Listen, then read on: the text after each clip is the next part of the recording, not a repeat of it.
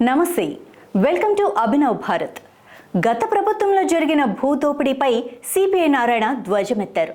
YCP పాలనలో జిల్లాకు ఒక పనికిమాలిన నాయకుడు ఉండేవాడని తీవ్ర స్థాయిలో విరుచుకుపడ్డారు. చిత్తూరు జిల్లాలో అప్పటి మంత్రి పెద్దిరెడ్డి రామచంద్రారెడ్డి దోపిడీ చేస్తే విశాఖ జిల్లాను ఎంపీ విజయసాయిరెడ్డి అతలాకుతలం చేశాడని ఆయన తీవ్ర స్థాయిలో స్పందించారు. గత 5 ఏళ్ల వైసీపీ పాలనలో ఎంతో మంది భూములను కోల్పోయారని, రాష్ట్రంలో సహజ వనరులు కూడా భారీగా దోపిడీకి గురయ్యాయని నారాయణ అన్నారు. బాధితులందరికీ అండగా నిలబడాలన్న లక్ష్యంతోనే సిపిఐ ముందుకు వచ్చిందన్నారు. గతంలో వైసీపీ నాయకులు భూ బాధితులు నోళ్లు నొక్కారని, అన్యాయం జరిగిందని ఎవరైనా ఎదురు తిరిగితే తిరిగి వాళ్లపైనే కేసులు పెట్టారని గుర్తు చేశారు. బుధవారం రాష్ట్ర సచివాలయంలో ముఖ్యమంత్రి చంద్రబాబును కలిసిన అనంతరం ఆయన మీడియాతో మాట్లాడారు.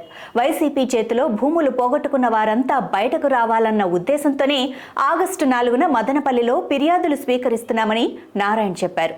ప్రభుత్వం మారినా క్షేత్రస్థాయిలో అధికారులు వాళ్లే ఉంటారని, అందుకే ఫిర్యాదు చేసే బాధితులపై ఇంకా ఒత్తిడి ఉంటుందని, ఆ కారణం చేతనే తాము బాధితులతో సమావేశం నిర్వహిస్తున్నామని అన్నారు.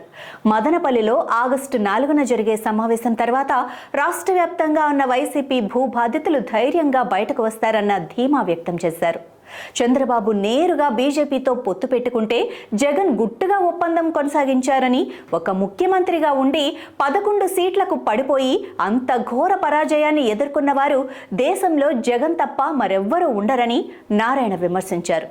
భూ బాధితులకు సిపిఐ నాయకత్వం అడుగడుగునా అండగా ఉంటుందని హామీ ఇచ్చారు. నాయకులారా, మీ పనితనం మీ అధినాయకులకు తెలియజేయాలనుకుంటున్నారు. ప్రజలారా, మీ సమస్యలను మీ నాయకులకు తెలియజేయాలనుకుంటున్నారు. ప్రజా సమస్యల పరిష్కార వేదిక మీ అభినవ్ భారత్.